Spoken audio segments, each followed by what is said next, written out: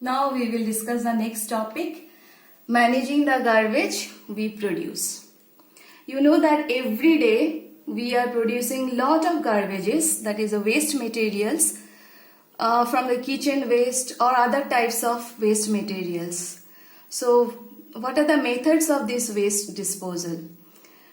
What is the meaning of waste disposal? Waste disposal means to get rid of the waste materials. So we can get rid of these waste materials by these methods: recycling, preparation of compost, incineration, landfill, sewage treatment. So these are the 5 methods of waste disposal. In your exam, any of the 1 or 2 methods can be asked for describing. So first let us see the first method of waste disposal, that is recycling. You know that every day we are producing some garbages like leftover food, fruits and vegetable peels, waste papers, unwanted plastic objects, glass articles, metal objects, wooden objects, sewage and so on. Some of these waste materials are biodegradable, but majority of them are non-biodegradable. So if the household garbage or waste materials are not disposed of properly, it will pollute the environment. So in this recycling process, the solid wastes like paper, plastics or glass metals, these are recycled. Waste paper is sent to paper mills where it is reprocessed to form new paper, and plastic and new metal articles are sent to plastic processing factories and metal industries where they are melted and remolded to make new articles. So this is the process of recycling. Another useful method is preparation of compost. By composting we can produce useful manure that can be used on the field. And compost is produced by the biodegradable domestic waste materials such as leftover food, vegetable peels, leaves, etc., which are converted into compost by burying it into a pit dug into the ground. And after 3 to 6 months, it is converted into compost. Next method is incineration. This is also another useful method of waste disposal. What is incineration? Anything which is burned to ash is known as incineration. So some of the solid waste materials can be burned at very high temperature to form ash.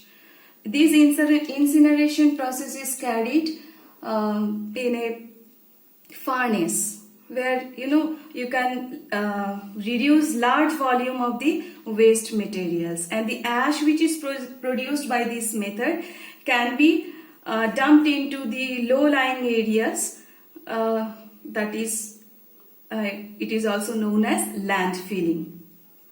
So next process is landfilling. So in this process the disposal of wastes are done in the low-lying areas and covering it with earth, and the process is called landfilling. Generally the solid wastes which cannot be disposed of by any other method is dumped into the low-lying areas of the ground and covered with earth to level the uneven ground.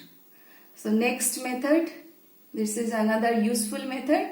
This is a sewage treatment. What is sewage? The dirty drain water which is coming through the bathroom pipes from every household is known as sewage.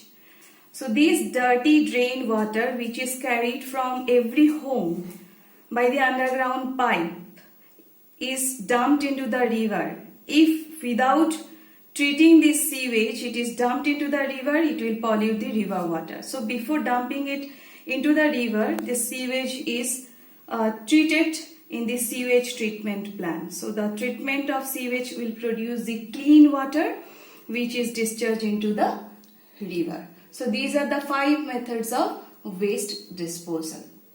Now another thing we must know that use of paper cups is environmental friendly.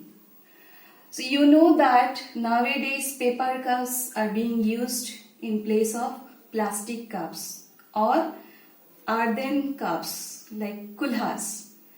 If we use kulhas, in earlier times in trains we used to use this kulhas. It will remove the top soil, which is a fertile soil. So in place of these kulhas, we can use the paper cups because it is biodegradable. Even if we use plastic cups are non-biodegradable. So use of paper cups has many advantages. So this is how we can manage the garbage we produce. With this we come to the end of this topic and we come to the end of this full chapter. So please read the chapter thoroughly and read the questions answers also. If you have any doubt, please ask me back. Okay, read nicely. Thank you.